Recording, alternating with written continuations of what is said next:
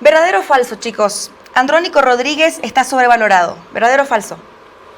Verdadero. Verdadero. Del Castillo no llega a agosto como candidato competitivo. Está difícil esa. Falso. Ya pues, Armando. Es Ya rápida fue. la cosa.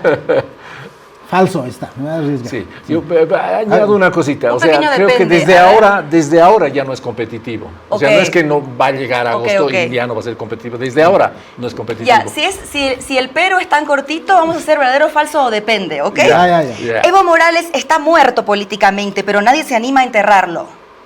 Falso. ¿Depende? No. Eso va a ser cierto de aquí a unos 10 años, 5 años. Ok, pero hoy no. Ah, Para vos. Se encamina a eso. Se encamina a eso. Hay que darle tiempo, dice Julio. Eva Copa no existe fuera del Alto. verdadero ahora. Falso. En el alto y casi no existe A la y en miércoles. algunos segmentos fuera del alto sí está presente. École. Tuto no puede ganar sin ser antimás.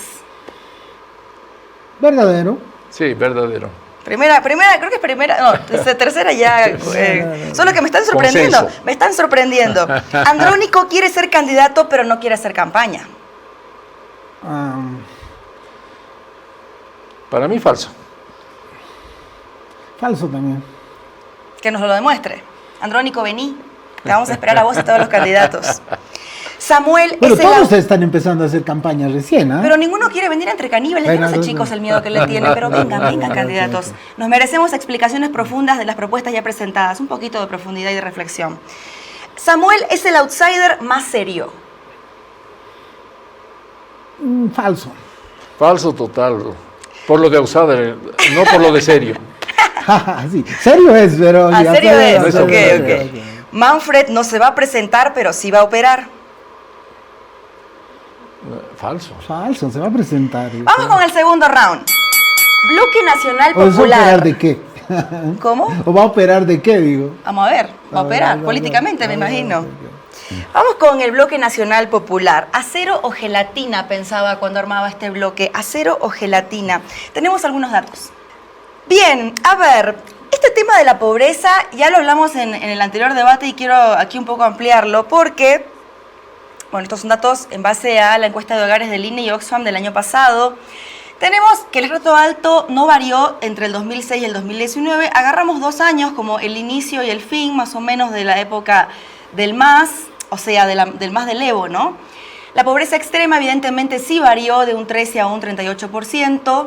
38 era el 2006 y bajó a 13 el 2019. La pobreza moderada, un par de dígitos. Pero cuando vemos el medio vulnerable, sí hubo una diferencia entre el 2006 y el 2019. Estos datos están en base a los ingresos en porcentaje por cada digamos, pedazo de la torta, en este caso de las franjas, ¿no?, de la población.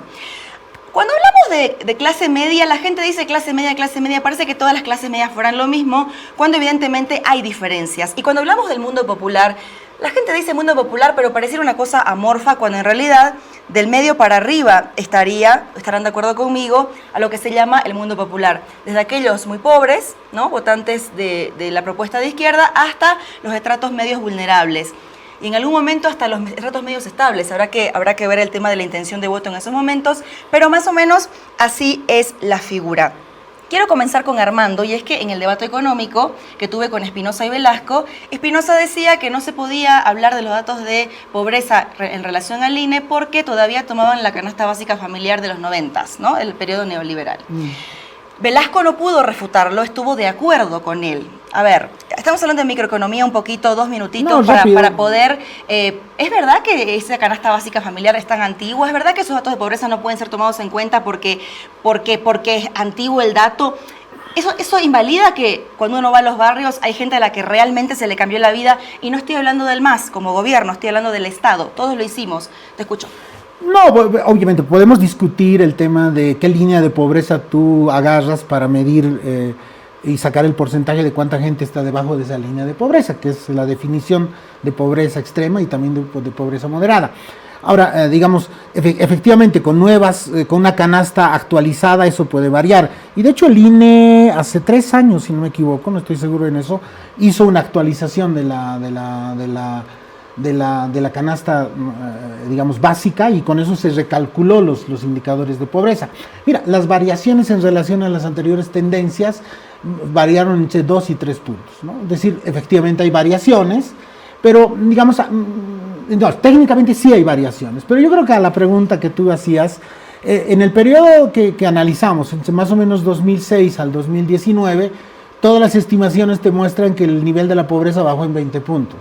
Entonces ahí podemos discutir 2 puntos más, 2 puntos menos, es menor, digamos. Lo cierto es que un gran porcentaje de bolivianos mejoraron sus condiciones de vida en esos 10 años. Eso es innegable. ¿A cuántas personas equivale un punto, chicos? Ustedes que saben de encuestas. ¿Un punto de pobreza? Me estás diciendo 2 puntos más, 2 puntos menos. Bajemos el dato frío a la realidad de la gente. Eso es, si lo calculas en torno a la población, más o menos, porque esa es la estimación, ¿no? Estamos en una población más o menos de 10 millones. Un punto sería 10.000, más o menos, ¿no? O sea, que digamos, no fueron 20, fueron 18, vamos a tirar para abajo. 100.000 es un punto. 100.000. Vamos a tirar para abajo. Son miles de personas. Es decir, Sí. a la que digamos, las decisiones como Estado que se tomaron, la vida les cambió. No, es decir, el dato, si quieres en dato, hay un estudio de los años, si no me equivoco, el informe de desarrollo humano del año 2012 o 13, cuando hicieron reestimaciones y se hablaba ya ahí, digamos, en ese momento, de casi 1 millón de personas que habían superado la línea de la pobreza y estaban en mejores condiciones. Pero creo que el dato que tú has mostrado es interesante porque nos muestra 2 cosas. Está bien, la gente mejoró sus condiciones de vida, pero un gran porcentaje de esas personas se situó por encima de la línea de pobreza, pero en una situación vulnerable, ¿no es cierto? Es decir, sí, ya yo tengo más recursos para poder tener un nivel de vida razonable, pero eso es muy inestable, ¿no es cierto? Es decir, y de hecho la mayor parte de lo que llamamos clases medias está efectivamente en ese mundo más vulnerable, no tanto en mundos en los que tienen seguridad de empleo o condiciones de vida relativamente estables, ¿no? Es decir, hubo mejoras, pero esa vulnerabilidad sigue existiendo, ¿no? Espinosa decía que estaba de acuerdo con Tuto en esto de que nos farreamos las reservas, nos farreamos la bonanza. ¿Nos farreamos el país, Julio? Yo no estoy tan de acuerdo con ello, ¿no? Es decir, el periodo del MAS, como otros periodos progresistas en América Latina, se han caracterizado por la redistribución del excedente en clases bajas y por la mejora sustancial de las condiciones de vida, no solamente en Bolivia, en Brasil, en Ecuador, en Argentina, ¿no? Entonces, este proceso de redistribución del excedente no cabe dentro de la categoría de nos hemos farreado el gas. Ahora, las expectativas eran que el excedente del gas iba para el cambio de la matriz productiva. Y eso no pasó. Y eso no pasó, digamos, Okay. ¿no? Si a eso se le llama farrear el gas, bueno, digamos, pero de que no es que ha habido una corrupción gigantesca y que el excedente no ha llegado a sectores populares, ha llegado a sectores populares vía inversión pública, vía bonos, vía generación de la dinámica económica. Entonces, yo no llamaría eso como farrearse el gas. No, y agrego una cosa, que creo que el error de esas visiones, digamos, para mí, no solamente es la imprecisión, sino el error es, y es un error que puede ser grave para el futuro del país, que es suponer que no pasó nada durante 10 o 15 años. Que yo creo que sí, eso es un grave error, es decir, suponer que una sociedad no cambió, que no se transformó, que no hubo procesos, algunos positivos, otros negativos, en el fondo es borrar un momento histórico, experiencias de la gente, capacidades, pero también un aprendizaje. Entonces, ahí yo creo que es muy arriesgado hablar de esa manera, porque estamos borrando un periodo importante del país, donde yo te digo, no solamente es el tema de los ingresos, es también el tema, por ejemplo, la infraestructura, la articulación del país. Es decir, hay elementos, ¿no? Pero evidentemente también hay enormes limitaciones y mucha desilusión sobre lo que no se pudo hacer también, ¿no? Sí, no podemos eliminar mi riego, 1, 2, 3, 4, 5, mi agua, 1, 2, 3, 4, 5, o sea, Cosas así, ¿no? se Sí. le cambió la vida a la gente. Con esa salvedad de que no es que no pasó nada, ahora sí le vamos a dar palo al MAS con gusto.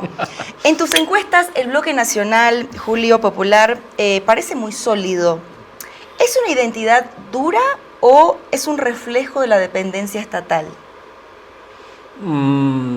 A ver, antes de responder esa dicotomía si es dura o dependiente del Estado, habría que pensar que es un proceso de larga duración de una construcción de identidad que no comenzó con el MAS, sino comenzó mucho antes y que tuvo sus características específicas con el MAS. Es decir, digamos, la Revolución del 52 fue un elemento que impulsó lo nacional popular. Lo nacional popular y sus organizaciones fueron un actor importante en la recuperación de la democracia. Y lo nacional popular desarrolló demandas específicas que fueron rescatadas por la Asamblea Constituyente el 2008 el 2007 y el 2008, que se tradujo en la nueva Carta Magna con una serie de derechos. O sea, es un proceso de larga duración, ¿no? O sea, no es solamente una identidad dependiente del Estado. Ahora, que no es algo estático, que tiene sus características y que permanece en el tiempo, eso es cierto, o sea, va cambiando, ¿no? Tienes el pacto militar campesino de los años 60, que fue sustituido por el movimiento catarista en el ámbito de los sindicatos campesinos, y eso fue transformándose, que fue enriquecido por los movimientos de tierras bajas de los años 90 y de principios de los 2000, que al final parieron pues la nueva Constitución. O sea, es algo dinámico, no es una cosa estática que permanece en el tiempo, sino que va cambiando. Lo mismo con la Central Obrera Boliviana, ¿no? Desde la Central Obrera Boliviana obrerista de los años 70 y 80 a una Central Obrera Boliviana que dejó de ser relevante para fundirse un poco en el Pacto de Unidad. Entonces, es un mundo que evoluciona, claro, que tiene transformaciones importantes. Julio, y en eso yo siempre me he preguntado, a ver, pero te lo planteo tú también que conoces bien este tema y desde los datos, ¿se puede pensar, a ver, lo nacional popular siempre lo vinculamos como muy rápidamente con la izquierda, pero ¿se puede pensar en lo nacional popular, digamos, desde la derecha, de que lo nacional popular puede también tener sus expresiones de derecha, conservadoras, sí, o mutar hacia ese tipo de lógicas también? Creo que en Bolivia no estamos acostumbrados a pensar eso, pero creo que es perfectamente posible por dos razones desde mi punto de vista, brevemente. Y hemos tenido algunas expresiones con Barrientos, por ejemplo, ¿no? De lo nacional popular con un tufillo conservador. Sí. Y en América Latina tenemos una derecha que está asumiendo posturas nacionalistas y populistas que interpelan a los sectores populares. No está sucediendo desde mi punto de vista en Bolivia. Es decir, el drama de la oposición es que es una oposición que se ha encerrado en las clases medias con un cierto tufillo señorial que en este momento no está interpelando a lo nacional popular, pero en otros países, como en Argentina especialmente, en Bolsonaro, en Brasil, tuvo la capacidad de interpelar a los sectores populares con discursos nacional popular, populistas, diría yo, ¿no? ¿Y este bloque para vos, Julio, existe en todo Bolivia? ¿Cómo se expresa, por ejemplo, en Santa Cruz? A ver, en Tierras Altas tiene una tradición de organización gremial, sindical, campesina, etcétera, y en Tierras Bajas, del área rural, tiene una tradición comunitaria. A los movimientos indígenas de Tierras Bajas les debemos las TCOs, les debemos el cambio del INRA, ¿no? Les debemos gran parte de la constitución política del Estado. Entonces, creo que en Occidente, en Oriente, debemos diferenciar los ámbitos rurales de movimientos comunitarios y sus poderosas marchas en los años 90, 2000, ¿no? y su enfrentamiento aún con el MAS, versus lo popular de las ciudades, especialmente Santa Cruz. Nosotros hemos tenido el 2019 la experiencia de hacer encuestas y dividir el sector popular de Santa Cruz entre migrantes de Tierras Altas y gente de ahí, del occidente, y lo que hemos podido identificar el 2019 en la etapa electoral es que los migrantes de Tierras Altas, de sectores populares, de la ciudad de Santa Cruz, estaban en un proceso de integración no solamente económica, sino cultural, lo que hacía que sus aspiraciones y su imaginario político se parezca mucho a las clases medias un poco más conservadoras de Santa Cruz. Sí. Ahí tienes un problema en la ciudad. No sé, todavía necesitamos más datos para ver cómo está eso ahora.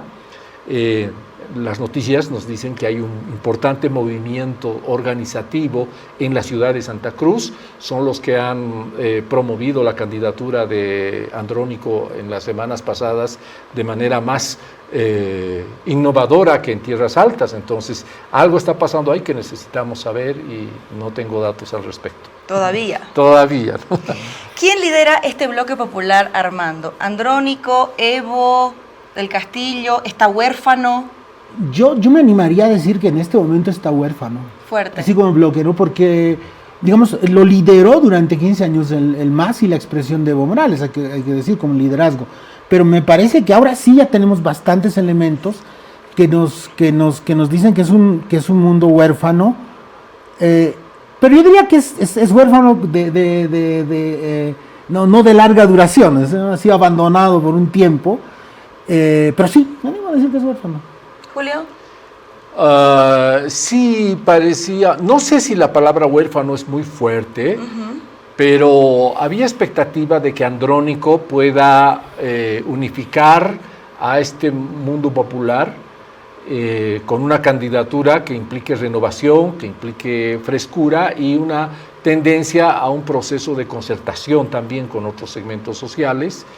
Pero creo que el papel de Andrónico en las últimas semanas, tanto antes de su proclamación, hace una semana y media, sí, como después de su proclamación, dio el indicio de que no tiene el nivel de liderazgo que se esperaba semanas anteriores. Pero eso es provisional, vamos a ver cómo se desempeña en los siguientes días, tal vez nos da la sorpresa, ¿no? No, la película sigue, ¿no? Pero yo quisiera explicar más me ha hecho preocupar Julio cuando no, voy